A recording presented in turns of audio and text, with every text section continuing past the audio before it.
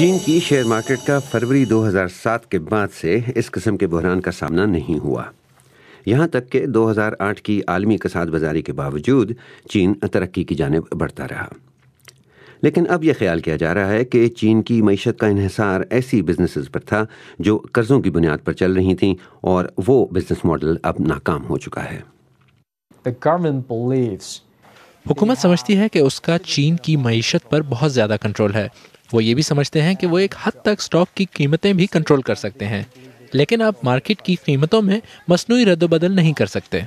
گزشتہ 35 سال میں عالمی معیشت کی کہانی دراصل چین کی کہانی ہے۔ اس سے پہلے کسی کے گمان میں بھی نہ تھا کہ چین دنیا کی دوسری بڑی معیشت بن جائے گا۔ آج مجموعی عالمی پیداوار یا آمدنی میں اس کا حصہ 15% ہے، اور گلوبل گروتھ ریٹ میں اس کا حصہ 25% ہے۔ اس اثر و رسوخ کا ایک اندازہ اس سے ہوتا ہے کہ چینی معیشت میں سست روی کی وجہ سے تیل کی قیمت سن 2009 کی سطح پر آ گئی ہے، جو کہ $43 فی بیرل ہے، اور خام مال کی قیمتیں سن 1999 کی سطح پر آ گئی ہیں۔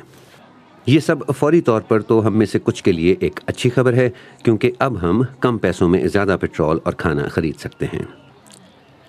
لیکن اگر مستقبل میں چین کی معیشت میں بہتری نہ آئی تو ہم سب اقتصادی بدحالی کا شکار ہو سکتے ہیں۔ مختلف کمپنیوں کے لیے دنیا کی مختلف مارکیٹوں میں ٹریڈنگ کرنے میں خطرہ بڑھ گیا ہے۔ وہ کارپوریشنز جن کا کاروبار دنیا بھر میں پھیلا ہوا ہے، وہ کرنسی کی قدر میں کمی اور تجارت میں کمی جیسی کئی وجوہات کی بنا پر اپنی اشیاء کسی کو بیچ ہی نہیں سکیں گے۔ 2008 میں جب دنیا کے پاس پیسے کی کمی تھی تو چین نے سرمایہ کاری میں تیزی لانے کے لیے ایک ایسا ماڈل اپنایا جس کی بنیاد قرضوں پر تھی، اور اس نے عالمی بازار میں سنسنی پھیلا دی۔ اور اب جب کہ وہ ماڈل ناکام ہو رہا ہے تو عالمی معیشت بھی لڑکھڑا گئی ہے۔